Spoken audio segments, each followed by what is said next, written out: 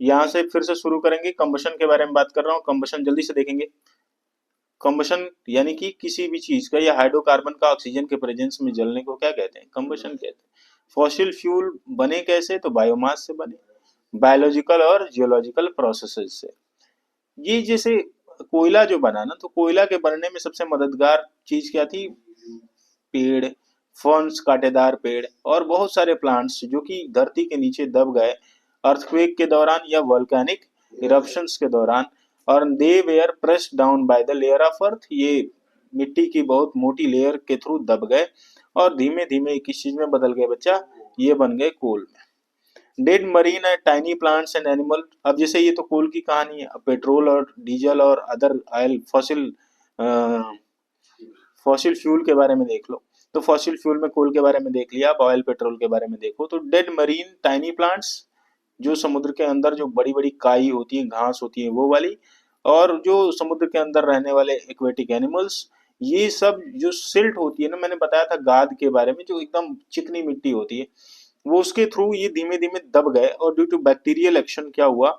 ये किस चीज में बदल गए? ऑयल और गैस में बदल गए। बेसिकली होता क्या है कि ऑयल डिपॉजिट मान लो यहाँ है, तो ऑयल के ऊपर ये चीज किस चीज से भरी होती है? गैस से भरी होती है। इसी को क्या बोलते हैं? Natural gas. क्या बोलते हैं बेटा? कोई भी ऑयल रिजर्व है उसके ऊपर क्या मिलेगा तुम्हें? गैस तो मिलती ही है। इसे क्या बोलते हैं? Natural gas. तो बहुत हाई प्रेशर में ये सब स्टोर हो जाते हैं धरती के नीचे। And silt was compressed into a rock. और धीमे धीमे यही सिल्ट जो है किस चीज में बदल जाता है? रॉक में बदल जाता है। अब जब किसी भी चीज पे सेडिमेंट्री रॉक का फॉर्मेशन किस चीज से हुआ है? सेडिमेंट्री रॉक में पहले ये मिट्टी थे, नदी के सेडिमेंट थे, तो सेडिमेंट पे ही टेम्परेचर बढ़ता गया, प्रेशर बढ़ता गया, over the period of time they converted into sedimentary rock. ये सेडिमेंट्री रॉक में छेद बहुत होते हैं, पोर्स बहुत होते हैं, तो इन्हीं पोर्स में सारा का सारा तेल, पेट्रोल जो भी था वो क्या हो गया? स्टोर हो गया। जैसे कभी देखा होगा तुम लोगों ने कि तेल वेल सुखाने के लिए वो गद्दे का इस्तेमाल किया जाता है, नहीं, वो सोफे में जो गद्दा लगा होता है, तो वो लगाया, वो पूरा तेल सोख लिया, फिर बाल्टी में लेके उसको क्या कर दिया?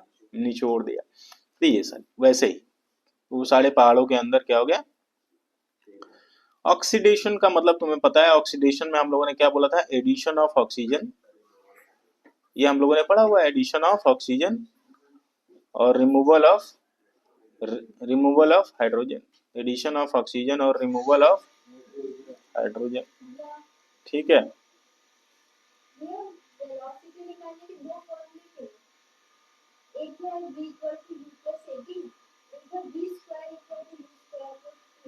सही। तो जैसे कहने का मतलब जब एक्सेलरेशन टाइम दिया हो तो पहला फार्मूला यूज कर लेना, और जब डिस्टेंस और एक्सेलरेशन दिया हो तो दूसरा फार्मूला यूज कर लेना। ठीक है। इनिशियल वेलोसिटी, डिस्टेंस और एक्सेलरेशन दिया हो तो दूसरा फार्मूला। तो देखना है ना कि गिवन डेटा कैसा है, जैसा गिवन डेटा वैसा काम। एल्कोहल्स को ऑक्सीडाइज किया जा सकता है किसमें? कार्बोक्सिलिक एसिड में। ठीक है। Here oxidising agent like alkaline potassium permanganate, जिसे केमनोफोर बोलते हैं, या एसिडिफाइड K2Cr2O7, इनको क्या किया जा सकता है? यूज किया जा सकता है। बात समझ में आ रही? वो लास्ट वाला पॉइंट की नोट्स बनाओ, लास्ट वाले पॉइंट की नोट्स बनाओ, इलेक्ट्रोलिटिक रिफाइनिंग का नोट्स बनाओ। ठीक है। डायग्राम वग्राम बढ़िया अगर हो तो बना के बड़े से बनाओ। तो एल्कोहल को ऑक्सीडाइज किया जा सकता है कार्बोक्सिलिक एसिड में। उसमें ऑक्सीडाइजिंग एजेंट कौन होंगे? पोटेशियम परमैंगनेट, जिसे हम कुएं में सफाई करने के लिए डालते थे कि कुएं में कोई बैक्टीरियल एक्शन होगा तो उसको क्या कर देगा? ये रोक देगा। और एसिडिफाइड पोटेशियम डाइक्रोमेट K2Cr2O7, सिंदूर की तरह लाल कलर का कुछ होता है ये कंपाउंड। ठीक है। ऑक्सीडाइजिंग एजेंट क्या है? ऑक्सीडाइजिंग एजेंट वो है जो कि ऑक्सीजन देते हैं दूसरों को। यहाँ पे एग्जाम्पल के तौर पे कुछ चीजें दी हुई है कि भाई 3 ml इथेनॉल ले लीजिए किसी टेस्ट ट्यूब में और पानी गर्म कर लीजिए, और उसी पानी में गर्म करके उसको डालिए टेस्ट ट्यूब में, इथेनॉल को, है ना, पानी में मिलाना नहीं है, टेस्ट ट्यूब में रखना है इथेनॉल को और पानी में डुबा देना, गर्म पानी में डुबाना है। तो इसकी वजह से इथेनॉल भी क्या हो जाएगा? थोड़ा गर्म हो जाएगा। फिर 5% सोल्यूशन ऑफ एल्कलाइन केमनोफोर लीजिए और ड्रॉप बाई ड्रॉप उसमें डालिए। जब ड्रॉप बाई ड्रॉप आप उसमें डालोगे तो पर्पल कलर शुरुआत में जो है केमनोफोर का गायब हो जाएगा। क्यों? क्योंकि वो सारा का सारा केमनोफोर कहाँ यूज हो जा रहा है? एल्कोहल के द्वारा यूज हो जा रहा है। किस चीज के बदलाव में? एसिटिक एसिड CH3COH के बदलाव में यूज हो जा रहा है। तो यहाँ पे बेटा CH3CH2OH यानी कि C2H5OH है, एब्सोल्यूट अल्कोहल है। इसको हम लोगों ने गर्म किया, हीट दिया, और साथ में ये ऑक्सीडाइजिंग एजेंट जो है KMnO4 के प्रेजेंस में या एसिडिफाइड K2Cr2O7 के प्रेजेंस में ट्रीट करेंगे तो क्या बन जाएगा? क्लियर है? एडिशन रिएक्शन के बारे में बात करता हूं तो एडिशन रिएक्शन में क्या होता है, जो अनसेचुरेटेड हाइड्रोकार्बन होता है जैसे कि इथीन है, वो किस में बदल जाता है? सेचुरेटेड हाइड्रोकार्बन में बदल जाता है, निकल कैटलिस्ट और हाइड्रोजन के प्रेजेंस में। इसीलिए इस रिएक्शन को हाइड्रोजनेशन रिएक्शन भी बोलते हैं। क्या बोलते हैं बेटा? हाइड्रोजनेशन रिएक्शन भी बोलते हैं, है ना। इसमें कैटलिस्ट जो है निकल के अलावा क्या हो सकता है? निकल के अलावा प्लेटिनम, पैलेडियम भी हो सकते हैं। कैटलिस्ट ऐसे सब्सटेंस होते हैं जो कि रिएक्शन में टेक पार्ट नहीं करते, जबकि रेट ऑफ रिएक्शन को बढ़ा देते हैं। बात समझ में आ रही? तो ये रिएक्शन जो है हाइड्रोजनेशन ऑफ वेजिटेबल ऑयल में यूज होता है ना। हाइड्रोजनेशन ऑफ वेजिटेबल ऑयल में देखो, वेजिटेबल ऑयल को क्या बना लिया? मार्गरीन बना लिया है। आज के डेट में बर्गर खाने जाते हो ना, बर्गर खाने जाते हो, और क्या खाने जाते हो भाई तुम लोग? हाँ, पिज्जा खाने जाते हो, फ्रेंच फ्राइज खाने जाते हो, नाम हम देखो कितने बड़े बड़े हैं। फ्रेंच फ्राइज खाने जाते हो तो इन सब में जब खाने जाते हो तो तुमने देखा होगा भर भर के बटर डाल रहा है। बेटा वो बटर नहीं होता, उसे मार्गरीन कहते हैं। क्या कहते हैं साहब? मार्गरीन, ठीक है ना, वो ब्रांड नेम होगा। तो vegetable oil unsaturated fatty acid होता है, बात समझ में आ रही?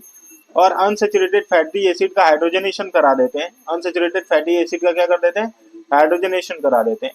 तो ये ट्रांस फैटी एसिड में कन्वर्ट हो जाता है, जिसको हम बोलते हैं मार्गरीन, जिसे दबा के मार्केट में आज के डेट में बटर के नाम पे दबा के बेचा जा रहा है। दन दन दन दन डाले जा रहे। तुम्हें लगता है कि बटर खा के आज तो मैं अमीर हो गया, लेकिन तुम्हें नहीं लग रहा है, तुम्हारा कट रहा है, ठीक है ना। तो इस बात को ध्यान में रखेंगे, है बेटा। सीधे बोल दे, जहां बटर बटर का काम है उसे बोल दिया जाए कि भैया हमारे वाले में मत लगाइए,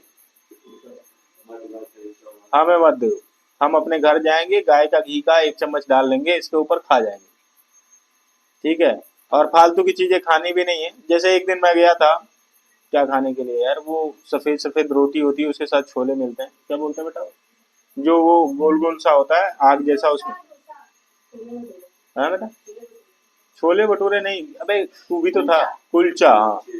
तो कुलचा लेने गया था, मैंने कहा भैया, उसने कहा भैया बटर लगा नहीं, एकदम छूना मत, बटर नहीं चाहिए, ठीक है। बटर बटर नहीं चाहिए भैया, तुम्हारे बटर से डर लगता है, तुम्हारा बटर हमारे लिए कटर है, और गटर भी है। तुम्हें बटर मतलब गटर समझना है ना। तो सीधी सीधी बात, समझ गए ना। बाजार में रहना तो सावधान रहना, नहीं तो ये लोग आपको बेच खाएंगे बेसिकली। बेटा असली अगर डाल रहा हो तो असली भी कितना असली है भगवान ही मालिक है। तो ठीक है, तुम देखते हो 20 रुपए की इतनी छोटी सी डली आती है, वो इतना डाल देगा 20 रुपए में, कैसे?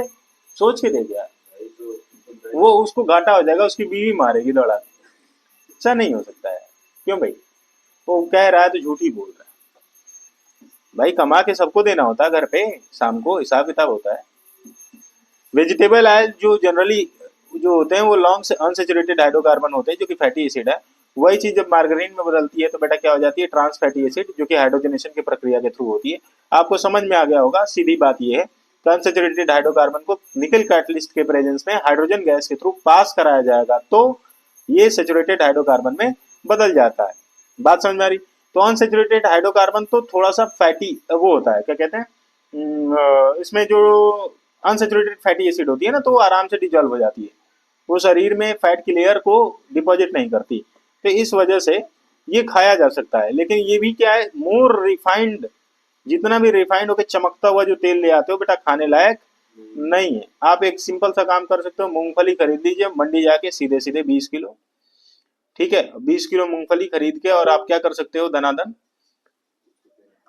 उसको दनादन ले जाओ, पिरवा लो, जो तेल निकले, कोई रिफाइंड करने की जरूरत नहीं। दो जो तेल मिले वो ले आइए घर पे, डिब्बे में रख दीजिए, खुद ही वो सेडिमेंटेशन करेगा, और उसकी जितनी भी गाद वाद होगी वो नीचे जम जाएगी, ऊपर ऊपर आप यूज कर लीजिए।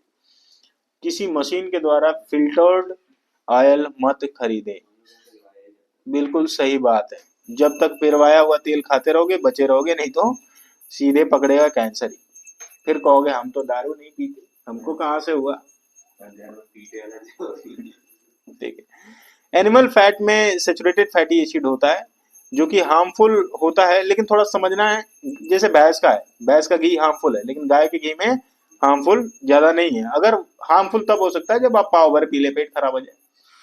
एक एक चम्मच खाना बिल्कुल भी हार्मफुल नहीं है। गाय का घी को अब तो अमेरिका वाले भी कह रहे हैं कि बड़ा अच्छा है, एक चम्मच तो खाया जा सकता है। ठीक है भाई, तो अमेरिका वाले कह देते हैं तो भारत वाले मान जाते हैं ना, उससे पहले नहीं मानते। सब्स्टिट्यूशन रिएक्शन में क्या होगा, एक हाइड्रोजन हट जाएगा, उसकी जगह पे कोई भी हेटेरो एटम आके जुड़ जाएगा। तुम्हें पता है CH4 में से एक हाइड्रोजन हटा तो CH3 बन गया, उसकी जगह पे एक क्लोरीन आ गया तो CH3Cl प्लस का HCl बन जाएगा। इन प्रेजेंस ऑफ क्या हो जाएगा ये बेटा, थोड़ा सा समझ लेते हो।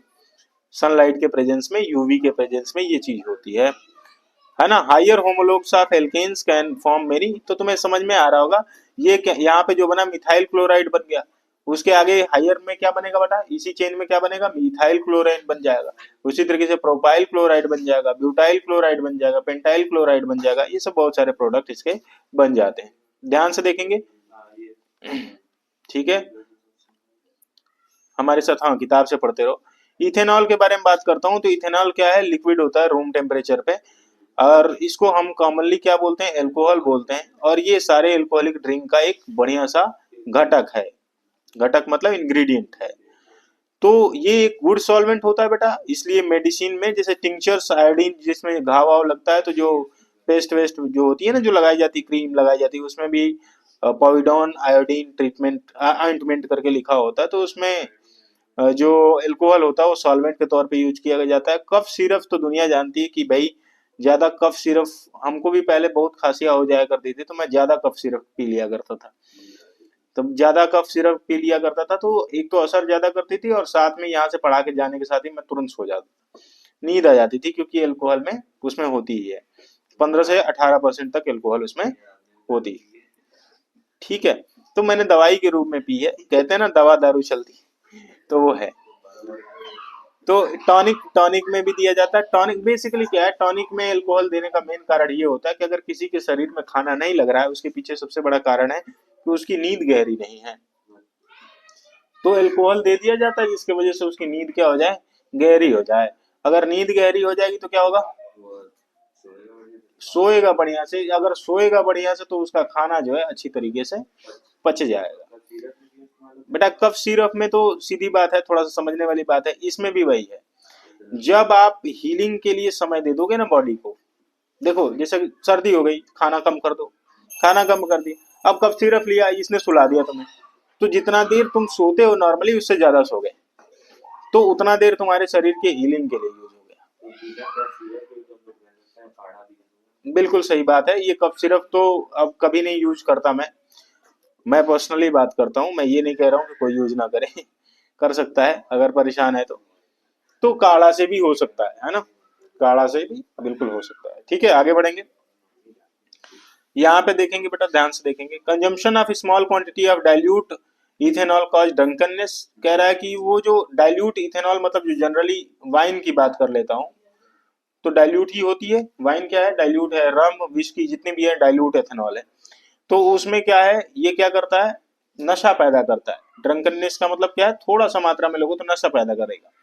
बात समझ में आ रही, लेकिन अब्सोल्यूट एल्कोहल जो कि C2H5OH है, अगर उसका थोड़ा भी लोगे तो वो सीधे हॉस्पिटल पहुंचाएगा। अगर मेथनॉल ले लिए तो आंख वाँख खराब कर देगा, ब्लाइंडनेस कर सकता है, बहुत लीथल होता है। इथेनॉल के बारे में बात करें तो इथेनॉल को इंडस्ट्रियल यूज में ले आने के लिए, इंडस्ट्रियल यूज में ले आने, क्योंकि ये अनफिट है ड्रिंकिंग के लिए, क्या है अनफिट है, तो इसलिए इथेनॉल में थोड़ा सा हम क्या बना मिला देते हैं, मेथनॉल मिला देते हैं, और इसी को डीनेचर्ड एल्कोहल कहा जाता है। और साथ में इसी में ब्लू कलर का एक सॉल्वेंट भी डाल दिया जाता है, जिसके वजह से ये क्या हो जाएगा, इसका कलर बदल जाए, ताकि हमारे जो पीने वाले भाई लोग हैं उनको पता चल जाए कि हाँ भाई इसको पिया नहीं जा सकता है। ठीक है, हाँ जी, acceleration v minus u upon t, final velocity minus initial velocity upon में टाइम। एक क्वेश्चन और a fire moves along the boundary of a square feet of side and meter is possible. What will be the magnitude of displacement of the farmer तो बताया है वो तेरे को बेटा, ये सवाल कराया होगा, तेरे टेस्ट पेपर में पूछा गया है, याद कर और खुद से कर। मैं बता दूंगा, अगर तेरे से नहीं होगा तो मैं लास्ट में बता दूंगा, टेंशन मत ले, लेकिन खुद ट्राई कर। देखेंगे भाई क्या कह रहा है। कुछ कंट्री अल्कोहल को एडिटिव के तौर पे पेट्रोल में मिलाती है क्योंकि ये क्लीनर फ्यूल है और ये जलने पर क्या देती है, कार्बन डाइऑक्साइड और वाटर देती है। अगर मैं बात करूं इथेनॉल के रिएक्शंस के बारे में, तो रिएक्शन विद सोडियम के बारे में बात करता हूं, तो सोडियम को जब इथेनॉल के साथ मिलाया जाएगा तो बेटा ये क्या बनाएगा, सोडियम इथॉक्साइड, अरे हाँ सही बोल रहा हूँ, सोडियम इथॉक्साइड बनाएगा और साथ में हाइड्रोजन गैस बनाएगा। बात समझ में आ रही। उसी तरीके से दूसरा अगर हम बात करते हैं C2H5OH है, हॉट कंसंट्रेटेड H2SO4 के प्रेजेंस में 443 केल्विन पर अगर इसको ट्रीट किया जाए तो ये क्या बना लेता है, इथीन बना लेता है। क्या बना लेता है बेटा, इथीन। मतलब यहाँ पे तुमने देखा कि सेचुरेटेड हाइड्रोकार्बन किस चीज में बदल रहा है, अनसेचुरेटेड हाइड्रोकार्बन में बदल रहा है, और साथ में वाटर तो निकलता ही है। आगे बढ़ा जाए, प्रॉपर्टी ऑफ इथेनोइक एसिड के बारे में बात करता हूँ, तो ये कार्बोक्सिलिक एसिड के ग्रुप से, जो कि वीक एसिड है, उसके ग्रुप से बिलोंग करता है। 5 to 8% सॉल्यूशन अगर बना लिया जाए एसिटिक एसिड का तो ये विनेगर के तौर पे ट्रीट किया जा सकता है, और it can be used as preservative in pickles. क्या यूज किया जा सकता है, जैसे अचार ना खराब ना हो उसके लिए इसको प्रिजर्वेटिव के तौर पे यूज किया जाता है। और क्या यूज किया जाता है अचार में प्रिजर्वेटिव के तौर पे, तो याद रहे बेटा इसको यूज किया जाता है सोडियम बेंजोएट को। किसको, सोडियम बेंजोएट में भी एंटी फंगल और प्रिजर्वेटिव प्रॉपर्टी पाई जाती है। सोडियम बेंजोएट को भी बाजार में बड़े आसानी से मिल जाता है। क्या कह रहा है, the melting point of pure ethanoic acid कितना है, 290 केल्विन। ठीक है, बात समझ आ रही, इसलिए जाड़े में बड़े आराम से जम भी जाता है। बात समझ आ रही, इसीलिए इसको ग्लेशियल एसिटिक एसिड के नाम से भी जानते हैं। एसिटिक एसिड क्या है बेटा, एक वीक एसिड है, और HCl क्या है, स्ट्रॉन्ग एसिड है, आपको पता होगा। स्टरीफिकेशन रिएक्शन में थोड़ा सा ध्यान देंगे, स्टरीफिकेशन रिएक्शन में थोड़ा सा, ठीक है। तो इसमें क्या होता है, इथेनोइक एसिड और इथेनॉल को हम क्या करते हैं, ट्रीट करते हैं एसिड के प्रेजेंस में, तो ये बन जाता है बेटा, क्या बन जाता है आप लोगों को पता है, क्या बन जाता है, CH3C double bond O C2H5। क्या बनता है, C2H5। इसे क्या बोलते हैं बेटा, ईस्टर बोलते हैं, जो कि एक स्वीट स्मेलिंग सब्सटेंस होता है या फ्रेग्रेंस बनाने में यूज किया जाता है। किसी को वनीला फ्लेवर्ड बनाना है या स्ट्रॉबेरी फ्लेवर्ड बनाना है या किसी भी तरीके के परफ्यूम बनाने हैं, गुच्ची फ्लोरा, समझ रहे हो, बड़े महंगे महंगे परफ्यूम होते हैं। एक हमको तो वही परफ्यूम बड़ा बढ़िया लगता है यार, क्या नाम है, कोबरा। कभी कभी कोबरा का सेंटमेंट मारा तुम लोगों ने, नहीं मारा, मैंने लगाया, उसका ढक्कन भी कोबरा नाम बना होता है। ठीक है, तो 5 मीटर, क्या 5 मीटर, मतलब मेरा आंसर 5 मीटर है। हाँ तो ठीक है, अभी देख लूंगा, तू पढ़, बाकी सब पढ़ो, उसको छोड़ दे। ईस्टर का स्मेल कैसा होता है, स्वीट स्मेल होता है। यूज क्या है, परफ्यूम और फ्लेवरिंग एजेंट बनाने के तौर पे होता है। इसी ईस्टर को अगर NaOH के थ्रू पास किया जाए बेटा तो क्या बनाएगा, C2H5OH बनाएगा और C3CONA बनाएगा। C2H5OH को क्या बोलते हैं बेटा, एल्कोहल, और ये क्या है बच्चा, इसको सोडियम एसिटेट बोलते हैं। क्या बोलते हैं भैया, सोडियम एसिटेट। तो अबे तुम्हें एक बात तो समझ में आ गई कि यार इसी ईस्टर को अगर NaOH या एल्कली के थ्रू, एल्कली मतलब सॉल्युबल बेस ना, इसके थ्रू अगर हम रिएक्ट करा दें, मतलब पास करा दें, तो ये फिर से अल्कोहल में और sodium salt of acetic acid में बदल जाता है, रिवर्सिबल। बेस के साथ रिएक्शन कराने पे अगर CH3COH को देखना है, एसिटिक एसिड को बेस के साथ रिएक्शन कराने पे क्या बन जाएगा, देखो यहाँ पे,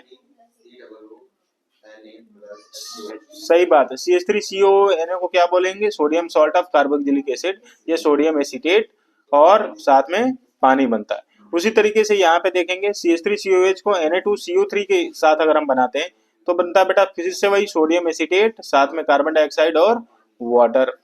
बात समझ में आ रही। फिर उसी तरीके से अगर हम बात करते हैं reaction with sodium hydrogen carbonate, same चीज बनती है, बस याद रखना है कि इसमें 2 मोल सोडियम एसिटेट बनेगा, इसमें 1 मोल सोडियम एसिटेट बनेगा। आगे बढ़ते हैं, सोप और डिटर्जेंट, यही से हम लोगों को पढ़ाना था, तो मैंने कहा थोड़ा सा आप लोगों को रिवाइज करा दिया जाए ताकि रट जाए।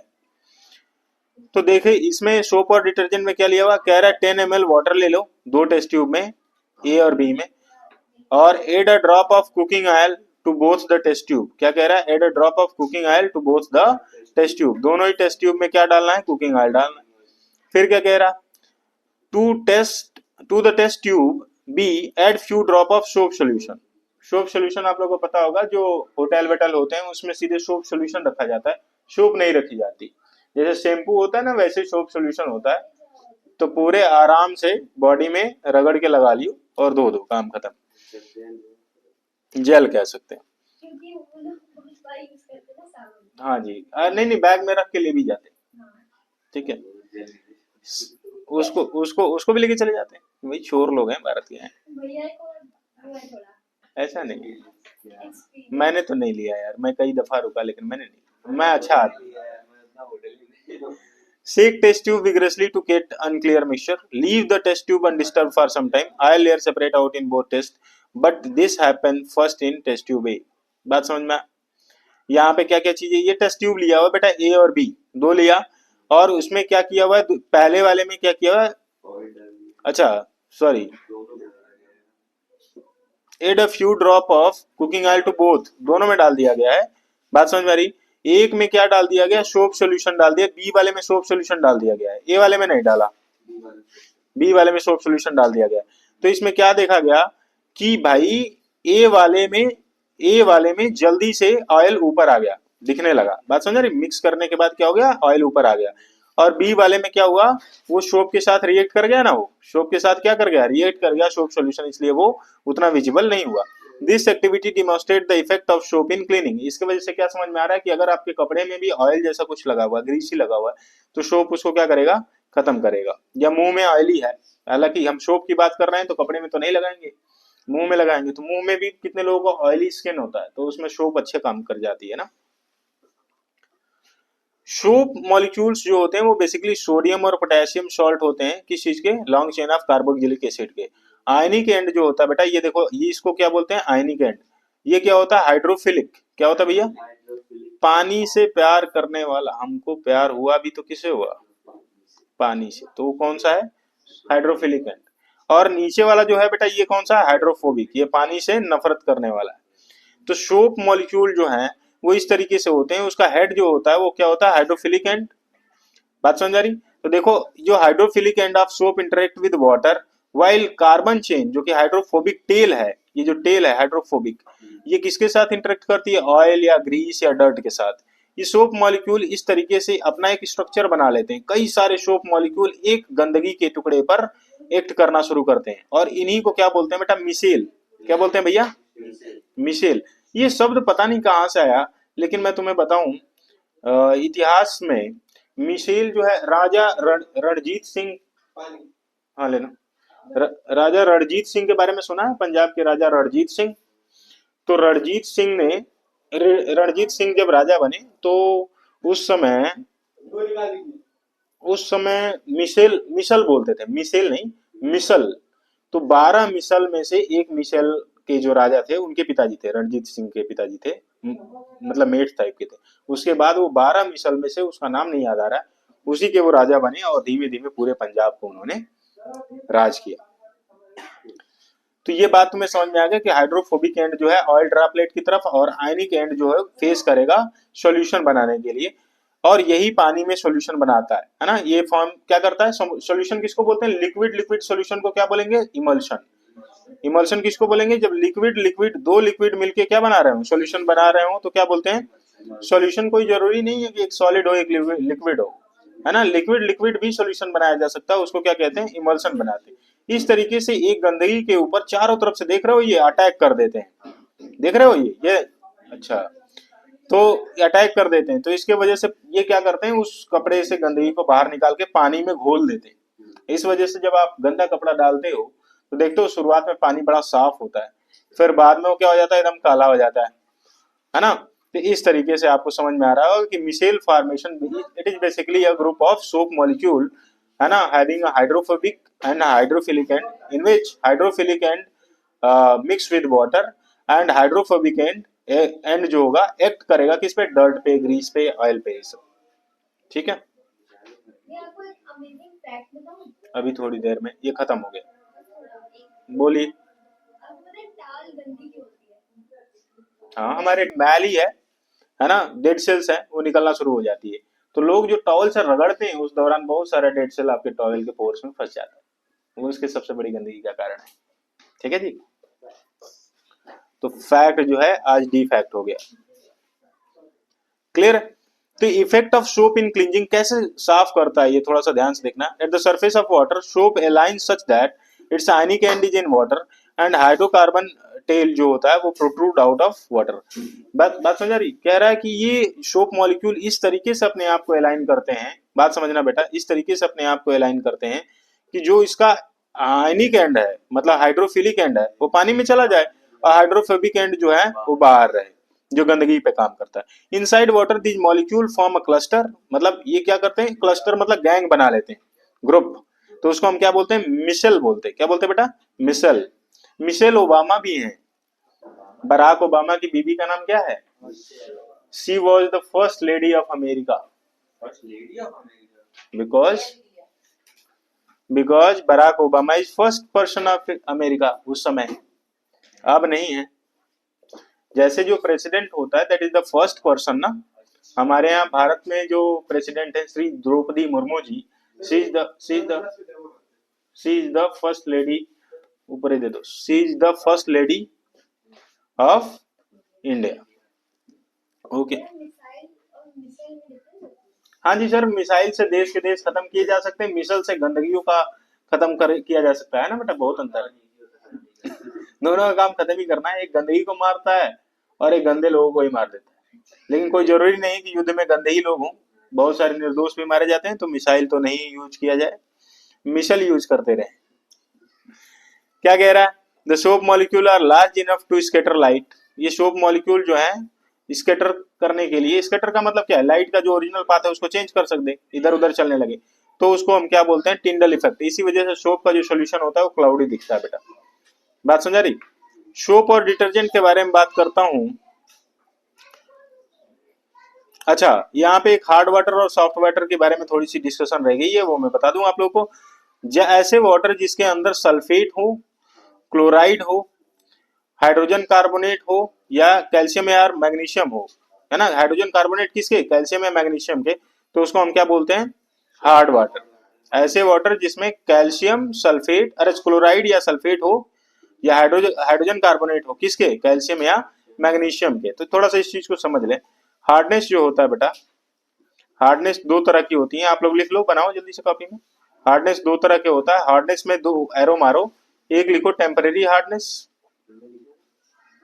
लिखिए जल्दी से, टेम्परेरी हार्डनेस। एक क्या होता है बेटा, टेम्परेरी हार्डनेस, और एक क्या होता है, परमानेंट हार्डनेस। क्या होता है जी, permanent hardness. Okay, permanent hardness. ठीक है बेटा, एक होता है टेम्परेरी हार्डनेस और एक क्या होता है, परमानेंट हार्डनेस। ठीक है बच्चा। तो टेम्परेरी हार्डनेस को क्या बोलेंगे, बताएंगे थोड़ा सा, टेम्परेरी हार्डनेस को क्या बोलेंगे, temporary hardness that can be removed by boiling, that can be, ऐसा नहीं कुछ समय के लिए नहीं, जिसे हम बॉइलिंग से हटा सकते हैं, that can be removed by boiling, that can be removed by boiling. और परमानेंट हार्डनेस जो है, जो कि बॉइलिंग से नहीं हट सकती। ठीक है, टेम्पररी हार्डनेस किसकी वजह से होगी, बताएंगे। तो कैल्शियम कार्बोनेट यानी CaCO3 या CaHCO3, क्या लिखेंगे, CaCO3 या CaHCO3 होल ट्वाइस, या MgCO3 या MgHCO3। ठीक है, मैग्नीशियम हाइड्रोजन कार्बोनेट। बात समझ आ रही। इन दोनों ही केसेज में बहुत ध्यान से रखेंगे, इन दोनों ही केसेज में, है ना, हाँ ठीक है। तो इन दोनों ही केसेज में क्या होगा, टेम्पररी हार्डनेस देगा। इन दोनों ही केसेज में क्या देगा, टेम्पररी हार्डनेस। परमानेंट में किस में देगा, परमानेंट में बेटा MgCl2, बात समझ आ रही, या MgSO4 या CaCl2 या CaSO4। अगर ये आ जाता है तो ये क्या कहलाएगा, परमानेंट हार्डनेस। इसको हटाना है तो किस तरीके से हटा सकते हैं, can be removed by, permanent hardness कैसे रिमूव किया जा सकता है, पहला मेथड है आयन एक्सचेंज मेथड। कौन सा method? Ion exchange method. Method ठीक है, आयन एक्सचेंज मेथड। या दूसरा तरीका होता है यूवी ट्रीटमेंट।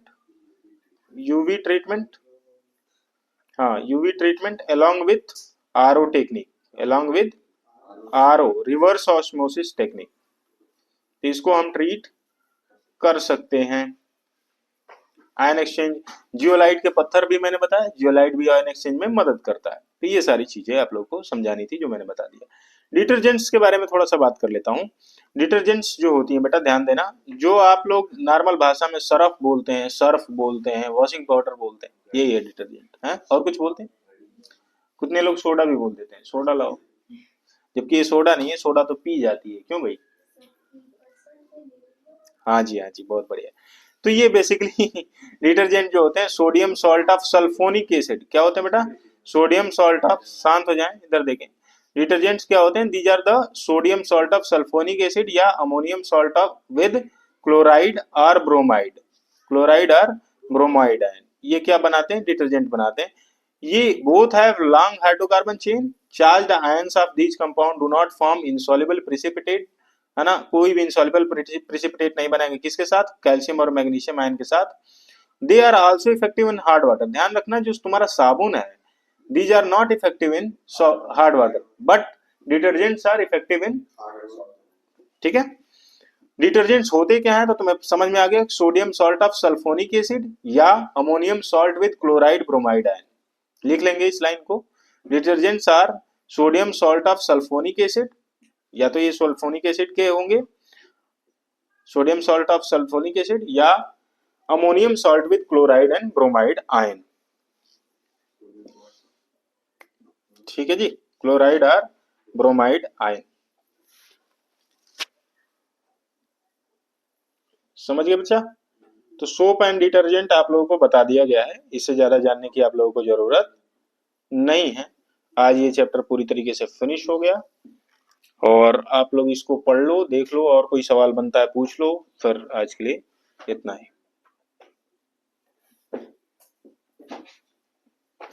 ये कई दिनों से अटका हुआ था।